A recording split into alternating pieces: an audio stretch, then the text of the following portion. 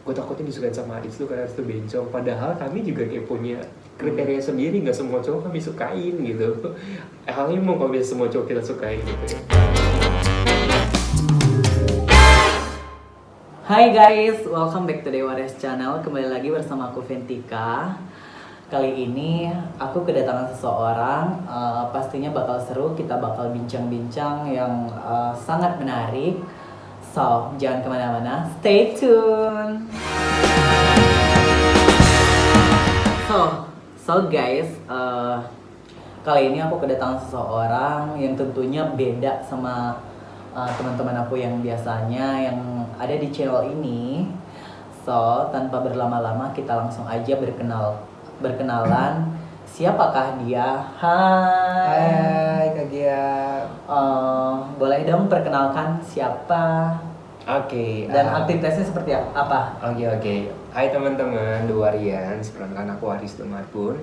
Aku seorang gay aktivis dan sekarang sibuk jadi seorang influencer di Instagram dan di salah satu aplikasi gay dating apps seperti Hornet, di mana aku sering bagiin tentang informasi mengenai kesehatan seksual, kesehatan mental, disabilitas, bahkan spiritualitas yang jarang banget dibahas nih Kak. Gitu.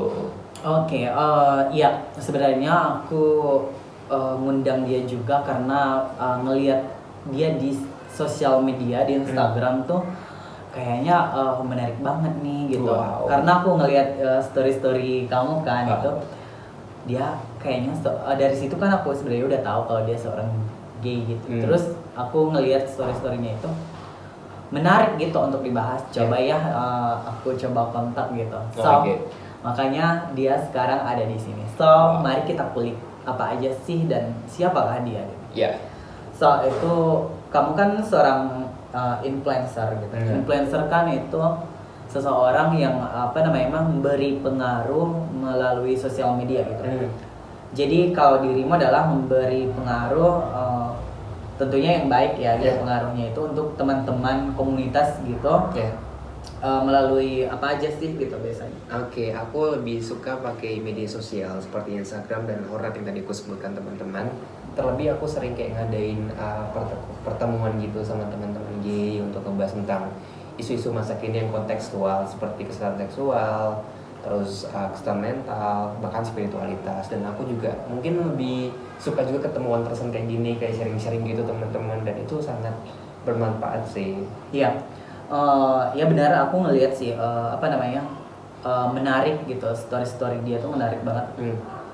Mungkin teman-teman di sini mungkin ada yang penasaran gitu, kayaknya bisa langsung follow mungkin IG boleh IG-nya apa? Cus, teman-teman yang pengen tahu IG aku, di sini tuh IG-nya Aris Domarbun, dan kalian bisa follow ya. Nanti kan Aris Domarbun. Oke. Siapa tahu teman-teman di sini juga penasaran.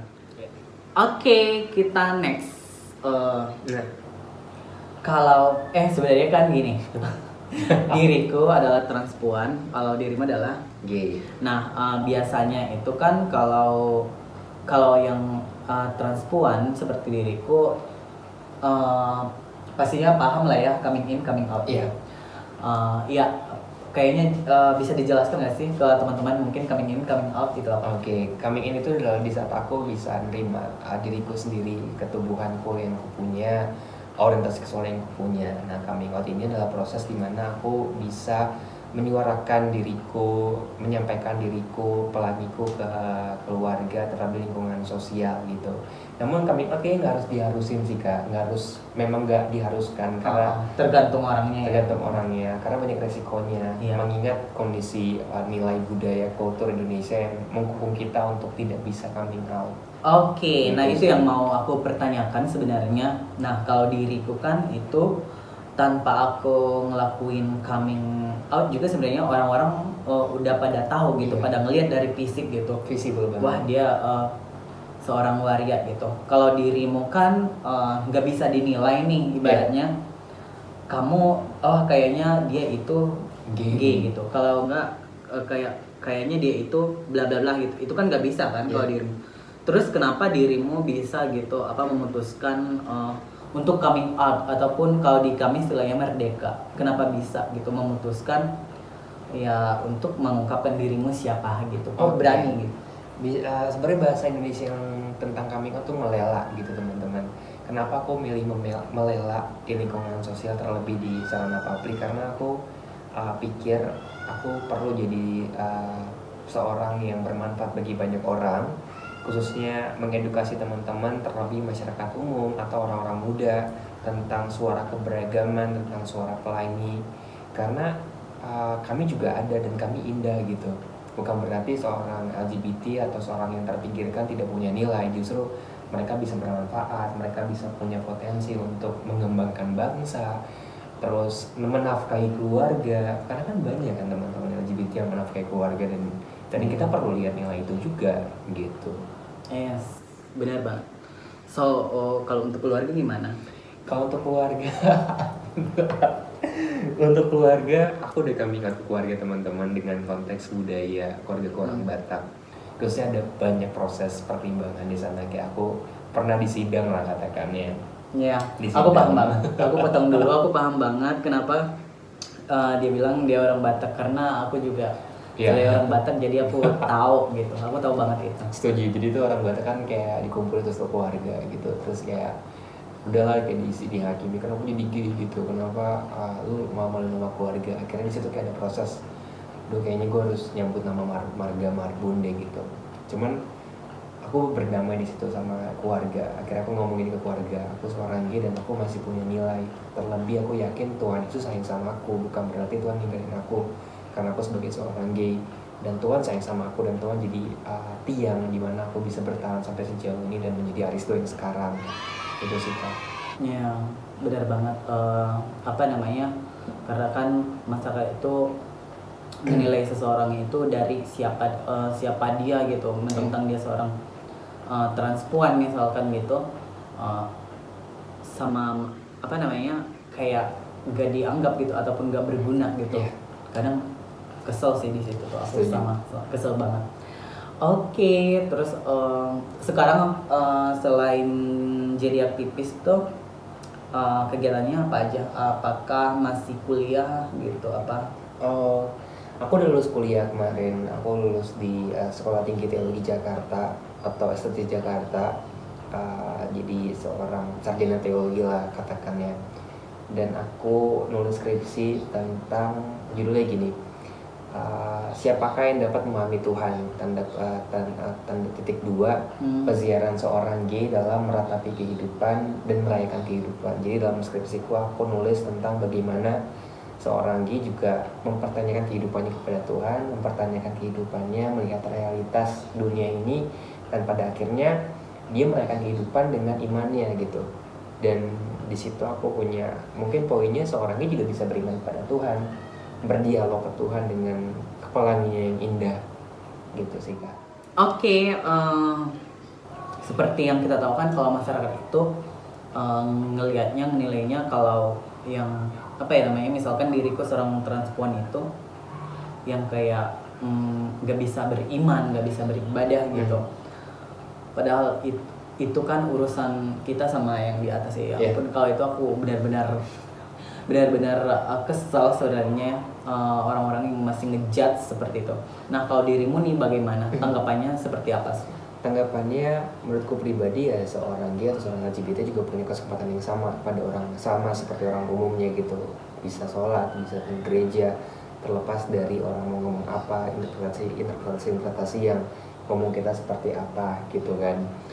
Dan seorang gay juga bisa melayani masyarakat di ranah agama, seperti aku waktu itu pernah melayani sebagai pelayan di gereja, main di sekolah minggu, mainan sama sekolah minggu. Dan aku nggak tiba-tiba langsung ngajarin mereka tentang LGBT atau gimana ya, aku sama ngajarin Alkitab, firman Tuhan karena gitu. Kan gitu mereka kan sampai yang bilang menular gitu. Menular padahal enggak gitu. Mana ada menular? Kalau emang menular dia udah jadi kayak gue. Iya, sebenarnya gini sih. Jadi gue enggak apa-apa.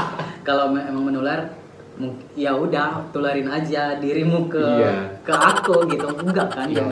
Sebenarnya gini sih, kayak kita kayak perlu nggak sih kayak mengkritisi ini tentang menjadi gay dengan perilaku seksual tuh beda, menjadi transpuan dengan perilaku seksual beda. Menjadi transpuan bagiku atau menjadi gay. Aku bahas tentang gay dulu ya. Menjadi gay adalah di saat aku bisa mencintai seseorang, menghormati tubuhnya dan berkomitmen dengan dia dan punya rasa hormat bagi pasanganku. Berbeda halnya dengan perilaku seksual, di mana aku punya nafsu yang besar, aku ganti-ganti pasangan, hari ini sama B, besok sama C, besok sama D. Itu beda dengan definisi gay menurutku, yakni seorang yang mengasihi dengan cinta kasih gitu. Menurut kalian nih, definisi transpuan itu seperti apa sih? Oke. Menurutku ya definisi transpuan nggak bisa yang spesifik banget gitu, karena ya menurutku ya sebagai transpuan ya aku juga punya kesempatan gitu, diperlakukan sama seperti orang lainnya gitu, ibaratnya memiliki pasangan, terus cara hidup yang sesuai yang aku inginkan gitu, yang nggak harus dipaksakan gitu. Dipaksakan ibaratnya kamu kan laki-laki, terus kenapa rambutnya panjang, make up bla bla segala macam, ya itu nggak bisa, karena ya ini aku transpuan. Nah ini definisi dari diriku gitu. Agreed sih dengan pendapat Kagi ya, terlepas dari orang itu dianggap berbeda atau orang itu dianggap sampah atau gimana, yang mendefinisikan diri kita adalah diri kita sendiri. Yang membuat kita indah adalah kita sendiri. Yang meningkatkan keindahan kita adalah diri kita sendiri dengan cara belajar, dengan cara refleksi diri gitu, dan refleksi pengalaman yang kita punya gitu sih. Dan ini bermanfaat bagi semua orang sih. Oke, terus aku pengen ini nih, pastinya kan kamu juga ngalamin nih, kalau aku udah banyak ngalamin. Nah nggak tahu nih di dirimu pernah nggak sih ngalamin yang kayak misalkan kok ganteng-ganteng kok gay gitu, kok ganteng-ganteng kok jadi gay gitu. Pasti kan ada pertanyaan-pertanyaan tuh, gimana nih kamu nanggapinnya kayak gimana? Sebenarnya mengenai ganteng atau cakep gitu itu relatif sih teman-teman, dan nggak ada hubungannya sama orang dan seksual seseorang. Dan cara aku ngadepin orang itu ya paling cuek sih, nggak terlalu ngambil pusing, karena kan kita juga punya kesehatan mental kita kan. Kalau kita dibully kadang-kadang kita mikir macem-macem, ya paling lebih mengasihi mereka sih kalau misalkan ada hate speech seperti itu. Iya, pasti. Nah itu pernah aku lihat juga di story kamu kan, yang sempat kamu posting gitu, yang apa? Pasti capek lah, yang bergulat atau bergumuh dengan komen-komen negatif gitu. Iya, setuju. Iya, tentunya itu sangat berat buat kita gitu menghadapi itu. Tapi ya mau gimana lagi, ya itulah kenyataan bahwa dunia masyarakat itu nggak sepenuhnya seperti yang kita inginkan. Ya, aku ngambil garis benang merah dari KG. Kita nggak bisa mengubah perspektif masyarakat, dan yang kita bisa lakukan adalah kita mengasihi mereka dan kita berpotensi bermanfaat bagi masyarakat umum. Bukan berarti kita mau dihujat, kita mau dihakimi, yaitu urusan mereka. Namun yang bisa kita lakukan adalah bagaimana kita bisa bermanfaat bagi orang, terus mengasihi orang tanpa batas, gitu sih. Oke, terus gini, kan sebenarnya nggak cuman yang transpuan ataupun teman-teman waria juga yang mikir gitu. Masyarakat juga pasti banyak banget yang berpikiran seperti itu. Maksudku nggak hanya masyarakat aja yang berpikiran seperti yang bakal aku maksud ini nanti, tapi juga kami juga yang transpuan berpikiran gitu. Kalau yang itu kan dia masih bisa karena fisiknya kali ya, masih bisa nikah sama perempuan. Terus sementara yang kami transpuan udah nggak bisa lah gitu, apa nggak mau gitu. Kalau dirimu gimana? Apakah seperti itu, seperti anggapan orang-orang bahwa dirimu ya biarpun jadi seorang dirimu yang sekarang tapi tetap nikah sama perempuan? Oke, mengenai pernikahan ya konteksnya. Memang pernikahan tuh bagiku pribadi adalah konstruksi heteroseksual, di mana pernikahan ini dialokasikan untuk orang-orang hetero atau orang-orang yang kayak nyebutnya sebagai tanda kutip normal. Dan aku pribadi sebagai seorang gay, aku nggak setuju dengan konsep itu. Kalau misalkan di luar sana mereka nyebutnya bukan, untuk teman-teman LGBT mereka bukan pakai kata pernikahan tapi unity atau persatuan gitu sih. Dan aku nggak setuju dengan pernikahan sih, karena di saat aku memaksakan diriku untuk menikah dan masuk ke dalam konstruksi heteroseksual atau heteronormatif, itu bukan aku memaksakan diriku dan itu merugikan diriku gitu sih. Iya, berarti kamu memutuskan nikah atau tidak? Aku lebih suka disatukan menjadi persatuan dengan pasanganku dibandingkan menikah. Kata menikah sebenarnya yang konstruksi heteroseksual. Kalau misalkan sama perempuan? No. Oke. Nah itu aja. Karena kan baik banget tuh orang berpikiran kalau gay itu masih bisa menikah sama perempuan. Nah yang gimana tuh kalau yang kan emang ada yang udah nikah gitu. Terus itu gimana? Kalau aku pribadi mikir seperti ini, itu kan kondisi orang yang mungkin mengidentifikasi sebagai biseksual. Di saat seseorang mengidentifikasi sebagai biseksual dan itu nggak 50% ya gitu, itu beragam gitu dan rasionya nggak pakai rasio untuk mengukur seorang biseksual.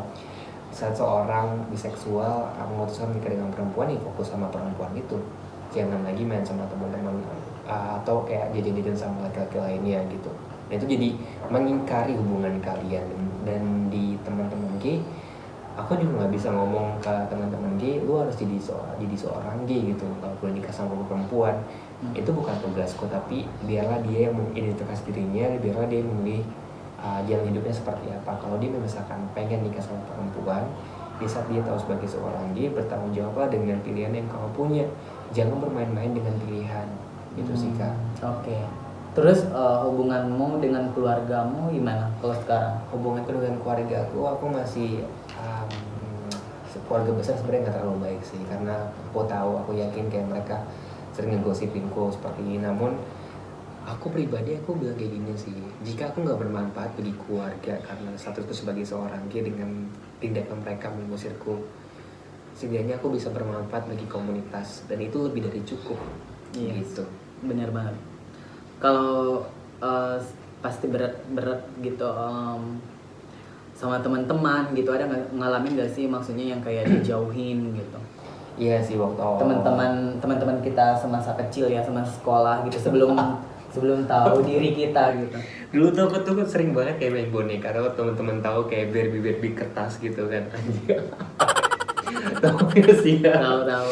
Gue main itu, gue sering banget ngumpulin binder gitu. Binder apa, Harvest tuh yang paling bagus banget, dan itu kayak aktivitas gue waktu kecil. Dan kayak di situ kayak seneng banget kalau dapet binder yang langka. Yang sebenarnya kayak gitu tuh bukan laki-laki katanya. Iya. Itu masih belum teredukasi ya. Iya. Terus kayak sering main karet, ya sering dijauhin sama teman-teman cowok gitu, kayak ih bencong banget, jijik gitu, bencong banget. Tapi di satu sisi yang aku temenin adalah teman-teman perempuan yang kayak keep supportive us gitu.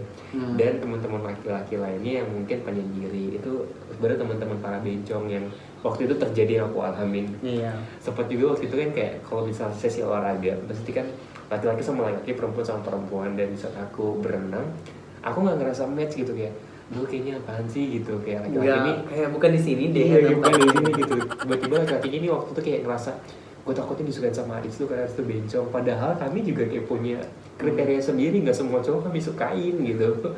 Halnya mau kalau bisa semua cowok kita sukain gitu ya, paling kayak pasanganku sekarang aku suka sama dia gitu, nggak semua cowok kami sukain gitu. Iya benar. Iya benar. Misalkan diriku gitu, biarpun dulu aku tuh mulai ngerasa itu tuh di kelas 5 SD tuh aku udah mulai tertarik sama teman satu kelas aku. Bukan berarti yang satu kelas cowok yang satu kelas gitu aku suka, enggak. Jadi aku cuman tertarik satu gitu. Perasaannya sama. Misalkan diriku ya perasaannya sama kayak sama perempuan gitu. Ya tertarik sama orang yang dia suka ataupun yang dia jatuh cinta gitu. Setuju. So guys, kayaknya kita udah ngomong panjang lebar, tapi kayaknya waktunya nggak cukup karena sebenarnya masih banyak yang bakal kita bahas. Terus dianya juga mungkin ada urusan kayak mau pergi. Terus aku pengen dong kamu kasih kesimpulan gitu untuk orang di luar sana. cara pandang mereka terhadap dirimu itu cara pandang yang salah ya terhadap seorang seperti dirimu. Apa nih kesimpulan-kesimpulan? Bagiku pribadi, di saat dirimu pengen mengenal seseorang, kenali dari pengalaman dia, kenali suara dia, bahkan luka-luka masa lalu yang dia punya. Karena bagiku pribadi, kacamatamu perlu kamu lepas untuk mengenal orang. Pakailah kacamata orang itu, kenali warna-warni yang dia punya. Dan tidak semena-mena seorang gay yang kalian pikir sebagai dosa atau pendosa tidak punya kebebasan atau tidak punya hak untuk beriman kepada Tuhan. Justru mungkin imannya mereka lebih indah daripada imanmu. Mungkin ya teman-teman, karena kita nggak tahu pengalaman mereka, bagaimana cara mereka berdoa, bagaimana mereka bergumul dalam hidup ini. Dan terlepas dari itu, menghargai adalah salah satu sikap yang paling penting tanpa menghakimi. Iya, kalau aku sih sekarang gimana ya, cara aku memandang hidup sekarang ini gini sih. Ketika aku keluar dari pintu tuh aku udah harus sadar bahwa diriku bakal berbeda dari semua orang, dari semua makhluk, dari semua yang ada di dunia ini. Nah, harusnya orang-orang juga seperti itu. Ketika dia dilahirkan ke dunia ini, ketika dia sadar, ketika dia keluar dari pintu, dia udah harus sadar bahwa dia itu akan berbeda sama yang lainnya. Gak bakal ada yang sama di dunia ini. Begitu. Itu sih prinsip hidupku sekarang ini. So guys, sebenarnya ini kayaknya masih di next episode, di video berikutnya sama dia juga, karena kayak masih banyak yang hal-hal seru yang belum sempat kita bahas kali ini, tapi karena terburu-buru. So thank you udah datang ke Dewarias. Kita bakal ketemu di next episode. So guys, thank you for watching. See you in the next video. Jangan lupa di like, comment, dan subscribe. Thank you Dewarias.